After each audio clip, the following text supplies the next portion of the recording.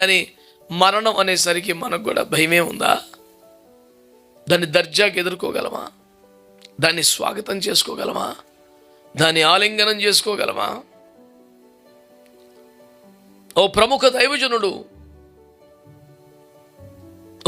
దైవజనుడు వేవేల మందికి ఆత్మీయ తండ్రిగా ఎదిగినటువంటి కృప పొందిన దైవజనుడు ఓ ఘోరమైనటువంటి ప్రమాదములో కాలును పోగొట్టుకునే పరిస్థితి వస్తే అందరూ కూడా ఎంతో దుఃఖముతో, అయ్యో ఇంత గొప్ప దైవజనుడు, ఇంత గొప్ప సేవ చేసిన దైవజనుడు ఇంత నష్టాన్ని పొందాల్సి వచ్చిందే అనే పెను దుఃఖములో మునిగిపోతే వారు కన్ను తెరిచి ఒకే మాట అన్నారంట, కాలే కదా పోయింది, ఒళ్ళంతా బాగానే ఉందిగా, ఎందుకు ఎడుతున్నారని. అది దమ్మున్న దైవజనుడు ఆ స్థాయి అంటే. కలవరం దుఃఖం వారిలో ఉంటే చుట్టుపక్కల వాళ్ళు చెప్పాల్సిన మాట అది.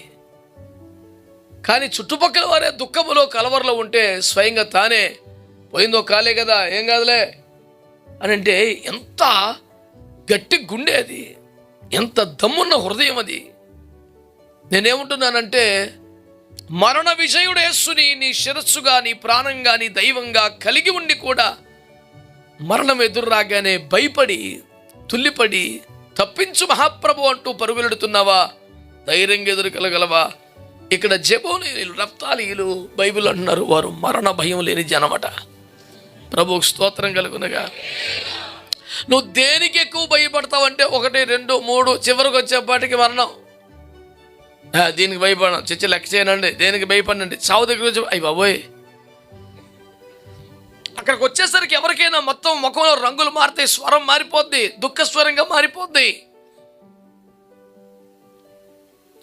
తన కన్నీటి ప్రార్థనతో దేవుని నిర్ణయమును కూడా మార్చుకొనగలిగినంత స్థాయి ఉన్న ప్రార్థనాపరుడే. సమస్తముని కలుకూలంగా ఎట్లు జరిగించారో చూసుకో అని చెప్పగలిగిన వాడే మరణం అనేసరికి దుఃఖపడాల్సిన పరిస్థితులు వస్తుంటే, మరణ భయము లేని జనముగా ప్రభువు ప్రత్యేకంగా చెప్పుకున్న జాబితాలో మన పేరు ఉంటుందా?